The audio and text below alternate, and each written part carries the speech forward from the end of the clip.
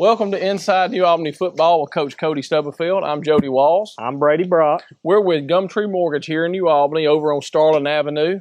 We specialize in home financing needs, whether it's a purchase, a refinance, or new construction. And we're super passionate about trying to help you find the home of your dreams, help you get it financed, just like this one right here. Go Dogs. Go Dogs.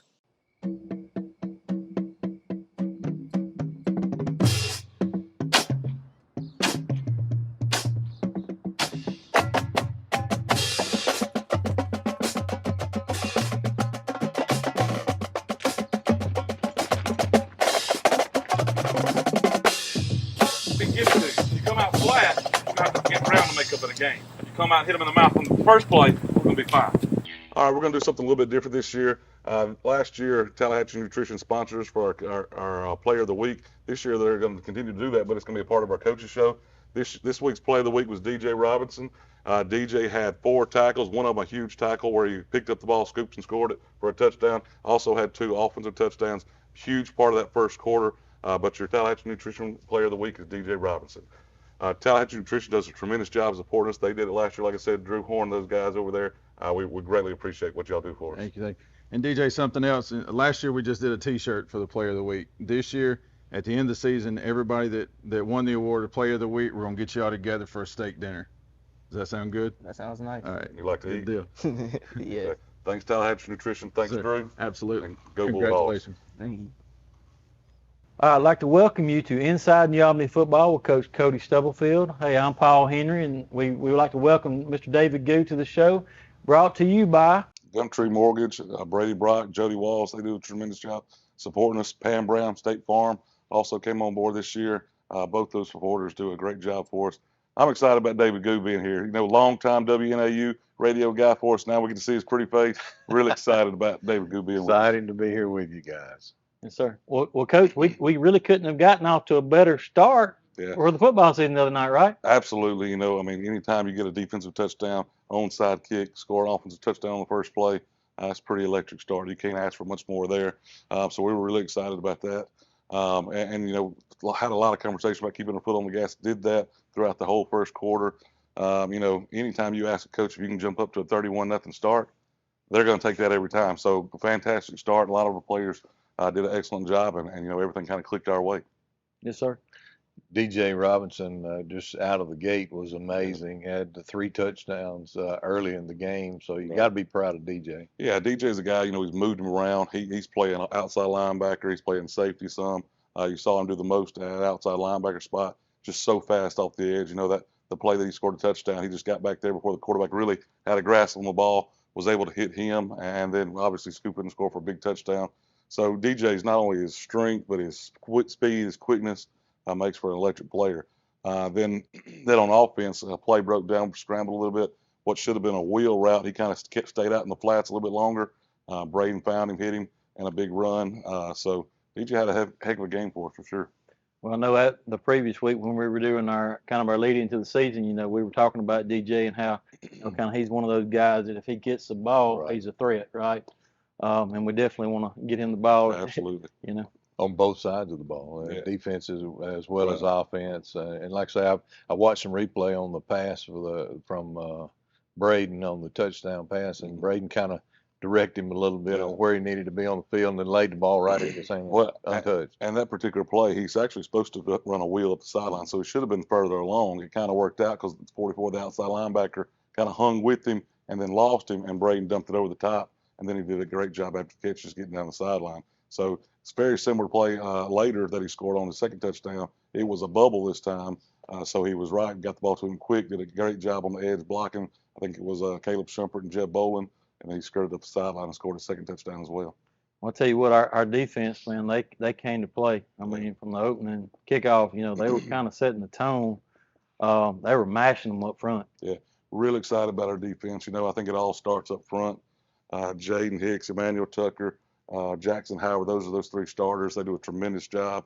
They get after it. I mean, they're talented, they're big, they're strong. Jaden Hicks got as fast the first 2 steps, you know, as anybody out there. So they're tremendous. Then on the backside, we've got 2 guys. Both of them actually played safety last year, Cortland Earl and DJ Robinson. They're closer to the box now.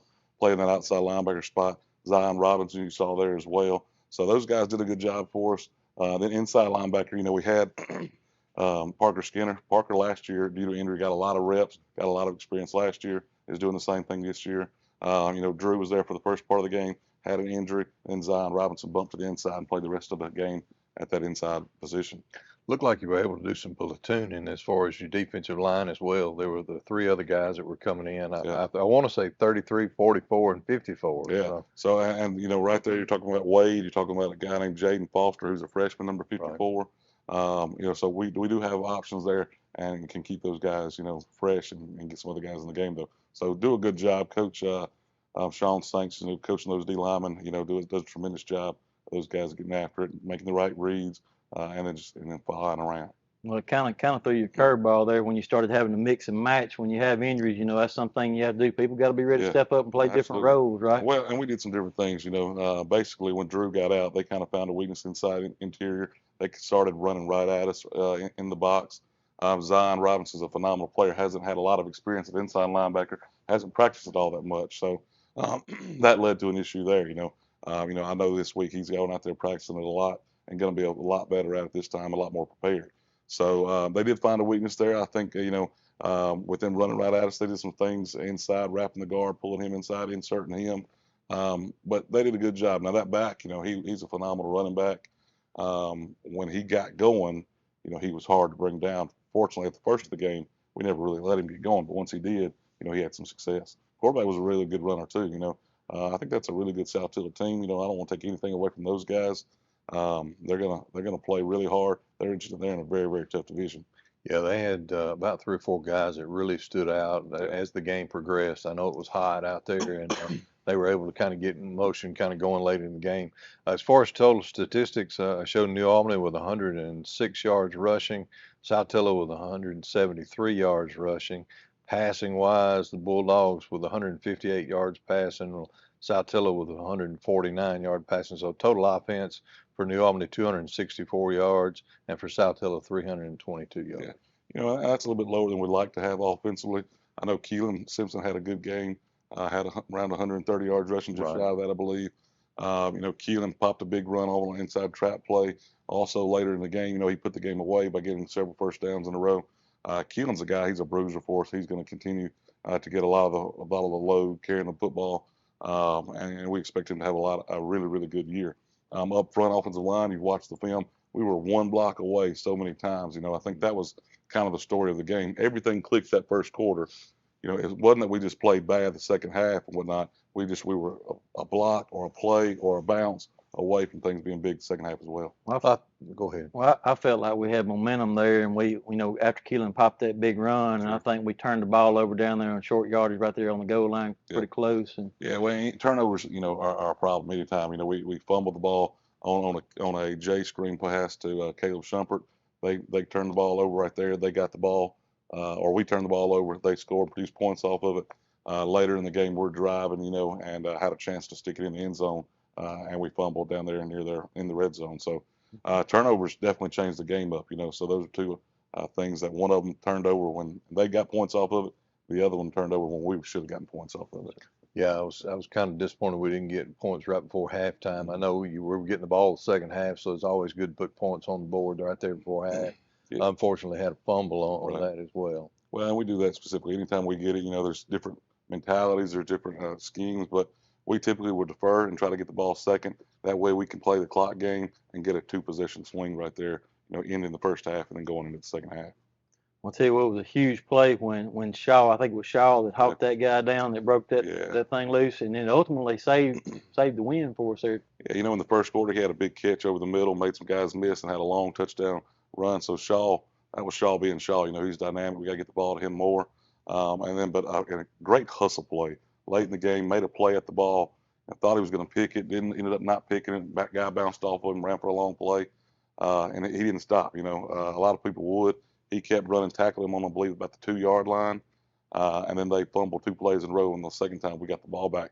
But you watch film, you can see their quarterback just completely exhausted, looking to come out, didn't come out.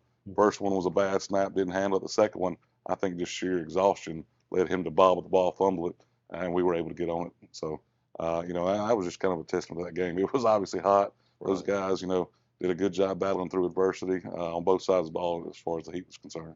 I had a friend of mine that knew one of the coaches from South Hill, and they said they lost the game by 2 yards. So congratulations on the. Well, Shaw did an excellent. That was my play of the game. Was Shaw making the effort to catch him at the 2-yard line? That was awesome. Well, like I said, it definitely sealed the win for us. And then, like I said, Keelan and those guys on offense being able to get some first downs consecutively, changed up and kind of sealed it. But huge just effort play. I mean, those guys.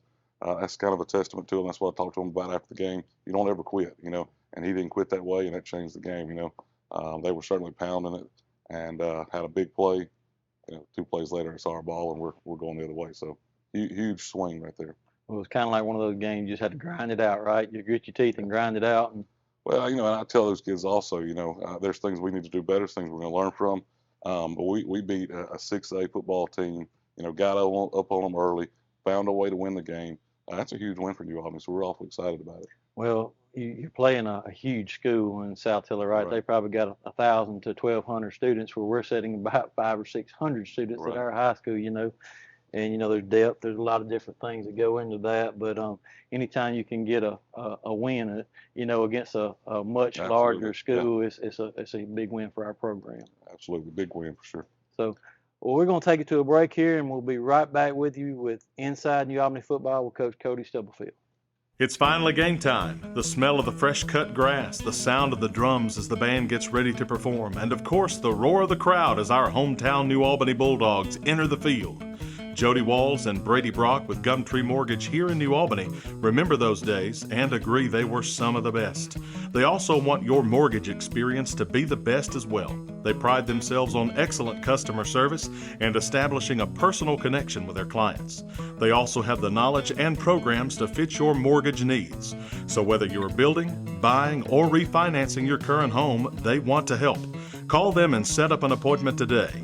Jody Walls and Brady Brock with GumTree Mortgage. Let them help make your dreams come true.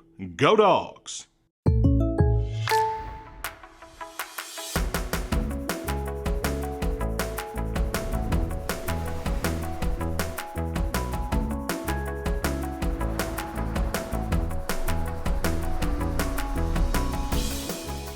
The State Farm Personal Price Plan helps you create an affordable price just for you. Contact local agent Pam Brown for your personal price plan today. I'd like to welcome you back to Inside New Albany Football with Coach Cody Stubblefield. Coach, we traveled to Corinth this week, right? Yeah, another 5A opponent right here. South Hill was 6A, Corinth's 5A. Historically, Corinth's been a really, really good program. I do think they're down a little bit this year, but they're coached well. They got some athletes that can really go. They're going to be a football team, a good football team year in and year out. I got it as the 71st meeting between New Albany and Corinth. New Albany's won 22 games, lost 46, tied to second longest rivalry with Corinth. The most games they played against Tupelo. So anyway, but yeah, a little trivia there. New Albany has played Corinth every year since 1985. Well, early in our stint here at New Albany, this is year 6 for us, but Corinth was kind of that team to beat. They won the state championship several years ago. That was kind of that hurdle we were trying to get over to Corinth. We felt like we went in and had a little bit of sticker shock from time to time. No one really lined up against them, but we played them pretty well year in and year out. And then, finally got over that hump. I think it's a game that we're going to go into expecting to win, but we still got to play well, right? Yeah. It looks like they're coming off a 5 and 6 year this past year, and you mentioned already moving up to 5A. Their division is West Point, New Hope, Pontotoc, Clarksdale, and Lafayette, and all of those guys started off the season this year 0-1. I thought that was kind of unique.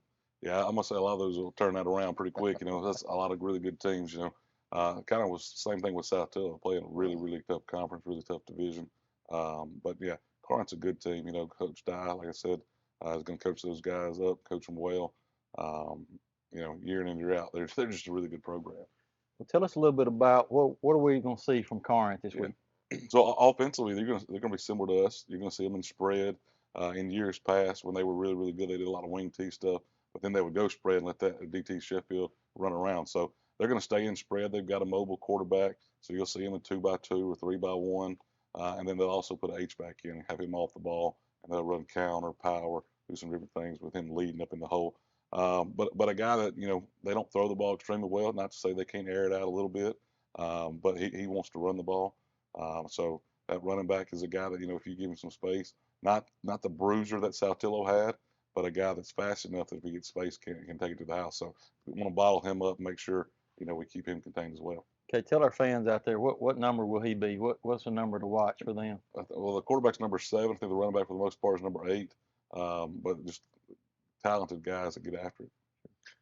Yeah, my understanding the quarterback is a freshman. Yeah. And I think he's 14 years old. So anyway, that's what I understand. And actually, as an 8th grader, played with him last year as an 8th grader. Really? A lot of things. They had a Bronner Krajine that was a long-time starter for starter. Yeah, it was number 7. Got hurt last year. Went through a couple different guys. We're down to the 3rd string quarterback, and the 8th grader came up and played a little bit. So he was around them last year. But like I said, it's always interesting to have a freshman at quarterback, kind of like we did last year with Braden. They're actually coming off a loss to Booneville, 23 to 13. I'm sure they had 205 yards rushing in the game and 16 yards passing. They had 5 turnovers. Looks like they had 3 fumbles and 2 interceptions. Yeah, and probably the first time Booneville's beat them in a while. I don't know what the stats would say, but Corinth is, like I said, is a historically really, really strong football program, and so the stats they speak for themselves right there. You can see with 16 yards passing, it's not something they want to do a whole lot. Anytime you're doing that, we're going to stop the run first. That's just what we do defensively. But you never want a guy to leave a guy open. A team can always catch a fade one-on-one with somebody and produce points. So we're certainly going to go into it trying to stop the run, trying to make sure we get the quarterback hit when we can, and just keep those guys corralled offensively. Well, one thing, Corinth is usually really athletic, right? They've had and year in, year out, they're just going to have 3, 4 of those different cats, right? Well, and they're not going to be near as big as Saltillo up front on the offensive side. They've got a couple guys. Number 50 is a power lifter that we're very familiar with from being in the division with him. He's a 700-pound squat guy. He's extremely strong, but they don't have the sheer size that Saltillo had Friday night. Well, and with athleticism becomes speed. So kind of on the defensive side of the ball, what are we going to see from them on the defensive side of the ball? Kind of talked about it. They've got more of those skilled linebacker bodies than they do linemen. So they're going to be in what we'll call a 3-3 stack, which pretty much brings 5 linebackers into the equation, whether they're linebackers or safeties. So they've got 3 down linemen, 3 interior linebackers, and then 2 guys are rovers or outside linebackers that bump down, and then with the 3 high shells. So they have 2 corners on each side and a safety sitting back in the middle. But a lot of speed there. They're pretty fast. Nothing. The 3-3 stack gives you a lot of opportunities to blitz, right? If you've got 5 linebackers back there, you can bring them from any way. So our offensive line's got to do a good job this week of preparation, keeping our eyes up, seeing where pressure's coming from, making sure we take care of it. I think we're certainly capable from a skill position to get guys in space. When they get the ball, they can continue to do special things with it. So I also think, offensive line wise, we ought to be able to control the line of scrimmage. And get Keelan, get him rolling as well. So, I don't know that we look at it and think that they take anything away per se, but they've got a job to do. They're trying to do it too. We just got to be better than they are.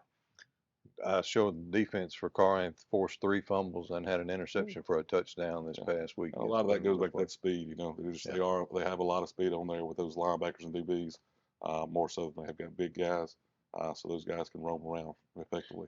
And Corinth's extremely young. I think about 62% of their roster. I think they've got 20 kids that are seniors and juniors, and the rest of them are freshmen and sophomores. So it's got a lot of young guys. So I think the team for sure is a young team. I think they do have about 6 or 7 starters on the defense. So they are experienced in some of those key spots. But as a whole, the numbers they've got are all young guys. Well, no doubt. Anytime you line up against Corinth and New Albany, it's going to be a hard-fought battle. It's going to be one in the trenches. How do you think we stack up, offense and defense up front? Well, again, I think the strength of our defense is those defensive linemen. I'd sit here and say I don't think they're going to be able to block us. I think consistently we're going to be better than they are up there, and that's what you hope going into it. With that being said, we've got to do a good job. We've got to stay low. We've got to make sure we're in the right gaps and have that under control. And we got to make sure those inside linebackers are stepping up, playing, moving forward. So we do that. I think we can be in good shape. I know we're going to get good play out of those edge guys and DJ and Cortland Earl. You know, those guys did a really good job for us last week, and they'll continue to do that again. So feel really good about that. On the offensive side, you know, I think our offensive line, the same five are playing now. We've got Kathy back. He looked good Friday night, made it through the whole game. Conley had a good game. So those guys are meshing, gelling together. So I look for those guys to only get better and better. And I tell people all the time the offensive line, a little partial, but they are a lot of the key to success, though. So, I mean, they've got to continue to do a good job and get better and better, too. Looking forward to making the trip up 45 to Corinth. Well, you know, Yes, kids, sir. they get to play on the turf, you know, we get to get after it.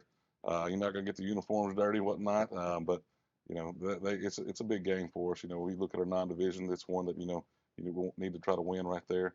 But just excited about another opportunity, another chance to get out there and play. Yes, sir.